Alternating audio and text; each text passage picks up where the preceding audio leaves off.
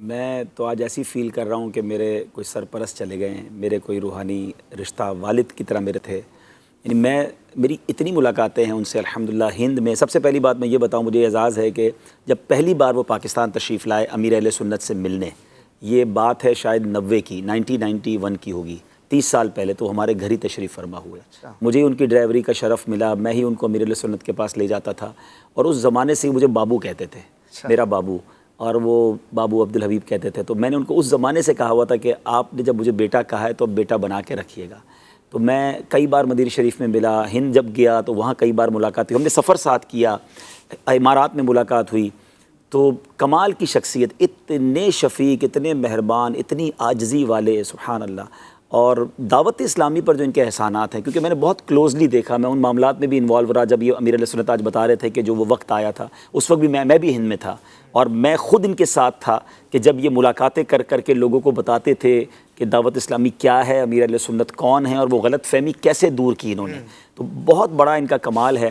میں بھی ان کا ایک واقعہ بتانا چاہوں گا کہ کتنی کمال کی ہستی ہیں. ایک بار میں مدینہ شریف میں ان سے ملنے گیا، اکیلے میں تھے اور رو رہے تھے، تو بستر پر آرام، میں بھی آپ سے بات کر رہا ہوں نا، میرے سامنے وہ منظر ہے.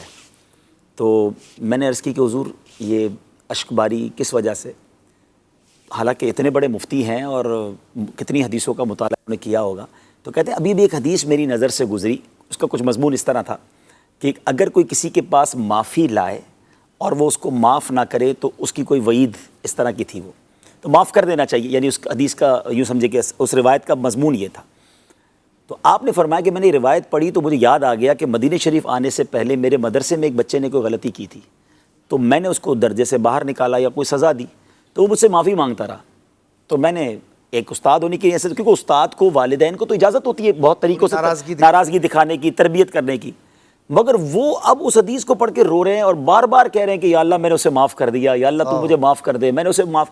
ہم اس کمرے میں جتنے لوگ تھے سب رونے لگ گئے حضرت کا وہ انداز دیکھ کر، وہ عاجزی دیکھ کر، اتنے خوف خدا والے. اچھا پھر ان کے اتنے سفر اشفاق بھائی، یعنی میری تو ان سے اتنا پیار تھا نا کہ جب مجھے پتہ چلتا نا کہ طبیعت خراب ہے تو میں فون کرتا اور باقاعدہ ان سے بیٹے کی طرح ناراضگی کا اظہار کرتا. میں نے آپ کو منع کیا تھا کہ آپ سفر ختم کر دیں، آپ اتنا سفر کیوں کرتے ہیں؟ یعنی ان کے، مجھے ایسا لگتا ہے کہ ان کی زندگی کا اکثر وقت ٹرین میں گزرا ہے. وہ ایک ٹرین سے اترتے تھے، ایک جگہ بیان کے دوسری ٹرین میں، یعنی ان کی پورے مہینے کی ٹرین کی ٹکٹیں بک ہوتی تھی.